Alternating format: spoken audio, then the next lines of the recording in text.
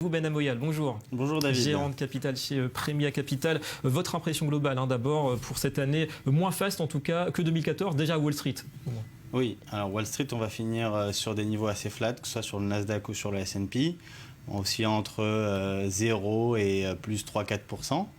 On peut dire que cette année, ça a vraiment été la déroute des marchés obligataires, surtout au niveau du high yield, donc le haut rendement.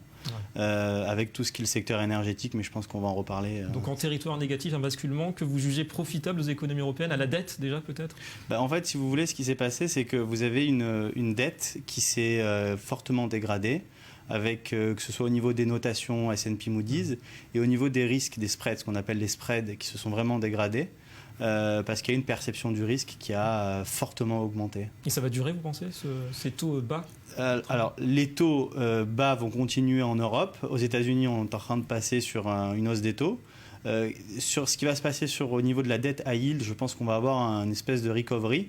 Il va y avoir pas mal de M&A, ce qu'on appelle merger and acquisition, c'est-à-dire des fusions et acquisitions au sein de certaines entreprises, parce qu'il faut qu'il y ait une consolidation. Donc c'est ça le but. On a vu des méga fusions encore hier dans le secteur de la chimie. Il y a une peur un petit peu d'une concurrence trop sauvage au niveau mondial, trop forte? C'est pas qu'il y a une peur, c'est qu'il y a tellement d'acteurs qui sont au ras des pâquerettes en termes de valorisation, que c'est un achat à bon compte pour certaines compagnies qui ont encore un peu de cash. Et quand le marché baisse, c'est bien de se consolider. 3 380 milliards de dollars de fusion pour l'année dernière, 35% de hausse sur un an.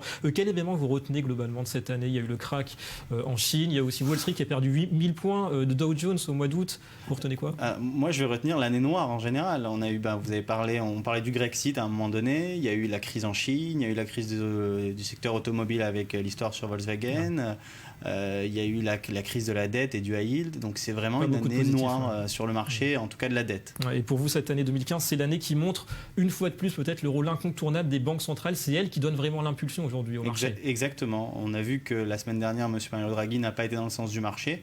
On voit comment les taux se sont stressés, l'euro-dollar aussi, et les marchés actions qui ont périclité. 40 banques centrales qui ont opéré cette année un assouplissement monétaire, comme quoi la crise n'est peut-être pas finie. Un mot sur 2016, vous voyez comment la continuité un petit peu? Ça va continuer sur ce rythme, à votre avis? Alors moi, j'ai un pronostic qui est tout à fait personnel. Je pense qu'avec les niveaux au ras des pâquerettes, comme je le disais tout à l'heure, du secteur énergétique, je pense qu'on va assister à un rebond dans le secteur énergétique avec une hausse éventuellement du pétrole et donc de tout le secteur minier et pétrolier. Donc à regarder, à suivre de très près ces valorisations qui sont déjà très très basses. Merci beaucoup Ben Amoyal pour ces clarifications.